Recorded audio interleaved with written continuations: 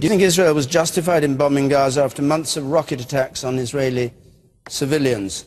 I'm actually disappointed by that response, Charles, in all honesty. Let's be absolutely clear about what happened. Firstly, this whole idea that that Hamas broke the ceasefire is just not true. In fact, it was broken after, in October, Israel killed 15 Palestinian fighters.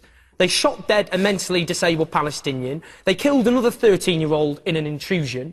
And when there was an attempt to actually get a ceasefire, negotiations were ongoing, that is when they assassinated Ahmed Jabari, completely ending those ceasefire talks. Now, it's often said, and Barack Obama made this point, he said, what country on earth would tolerate rockets being fired at them? I ask you this, what people on earth would tolerate a siege which stops basic supplies getting in, an occupation, a 45-year-old occupation, a brutal occupation at that, illegal settlements all over the West Bank, which are in total violation of international law, and what we've seen in the course of this onslaught are the deaths of 158 Palestinians, at least 30 of whom are children, and I don't want to just throw statistics around. I'll give you one example of one of those children. Omar Misharin, he was 11 months old, he was a little boy, the son of a BBC journalist, and he was killed in a so-called targeted strike. Now, we all want a secure and lasting peace.